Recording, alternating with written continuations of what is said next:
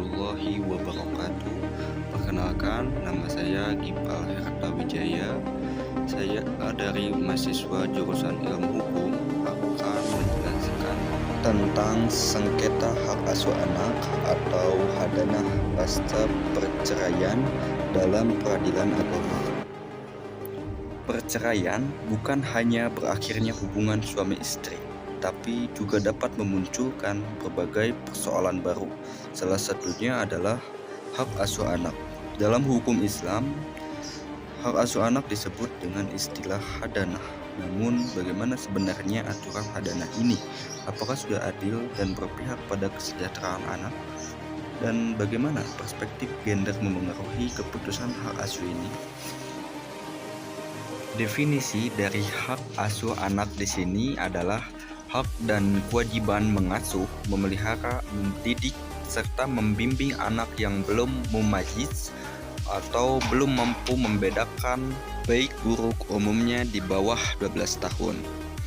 Demi kesejahteraan fisik, mental, dan spiritual anak terlepas dari status perkawinan orang tuanya. Dalam hukum Islam, hak asuh anak biasanya diberikan kepada ibu sampai anak mencapai usia tamyiz sekitar 7-8 tahun. Hal ini berdasarkan hadis dan mazhab Syafi'i yang menjadi rujukan dalam kompilasi hukum Islam. Di Indonesia, setelah usia tersebut, anak berhak memilih tinggal dengan ayah atau ibu. Namun, jika ibu menikah lagi, hak asuhnya bisa gugur dan beralih ke ayah. Dari perspektif gender, aturan hadanah ini masih dipandang kurang responsif. Mengapa? Karena aturan hadanah ini cenderung mengutamakan ibu tanpa mempertimbangkan kondisi nyata yang bisa memengaruhi kesejahteraan anak, seperti kemampuan ekonomi, lingkungan, dan hubungan emosional. Selain itu, perempuan seringkali menghadapi stigma dan tekanan sosial dalam proses sengketa hak asuh.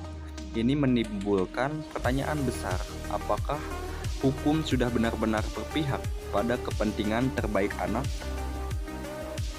Dasar hukum yang bisa digunakan di sini adalah Undang-Undang Nomor 1 Tahun 1974 tentang perkawinan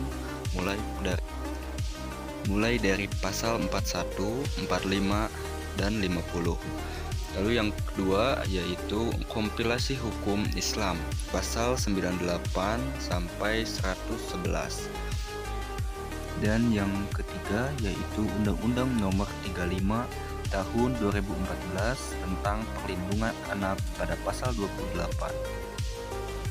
Dan yang terakhir ada peraturan dari Mahkamah Agung atau Perma nomor 3 tahun 2017 tentang pedoman mengadili perkara perempuan berhadapan dengan hukum. Mekanisme perlindungan yang dapat membantu yaitu mediasi wajib diupayakan untuk kesepakatan orang tua sesuai pada pasal 116 KHI. Dan yang kedua, keinginan anak jika sudah mampu menentukan pilihan. Selanjutnya, kemampuan ekonomi dan psikologis calon pengasuh. Lalu, lingkungan yang menjamin perkembangan agama, pendidikan, dan sosial anak. Di luar hukum Islam, hukum positif Indonesia juga mengatur hak asuh anak dengan prinsip kepentingan terbaik bagi anak. Pengadilan agama berperan penting dalam memutuskan sengketa hadanah dengan mempertimbangkan berbagai aspek, termasuk kondisi psikologis dan sosial anak. Namun tantangannya adalah bagaimana memastikan keputusan ini adil dan tidak diskriminatif terhadap salah satu pihak, terutama perempuan. Sengketa hak asuh anak pasca perceraian adalah isu kompleks yang membutuhkan pendekatan hukum yang adil dan sensitif gender. Hukum Islam dan hukum positif harus saling melengkapi demi melindungi hak anak dan menjaga kesejahteraan mereka. Sebagai masyarakat, kita juga perlu mendukung terciptanya sistem hukum yang responsif dan berkeadilan. Sekian yang bisa saya jelaskan melalui video ini. Terima kasih sudah menonton video ini sampai akhir. Semoga dengan adanya video ini dapat bermanfaat bagi banyak orang, dan terutama bagi seseorang yang membutuhkan solusi dalam masalah ini bisa terjawab segala pertanyaannya.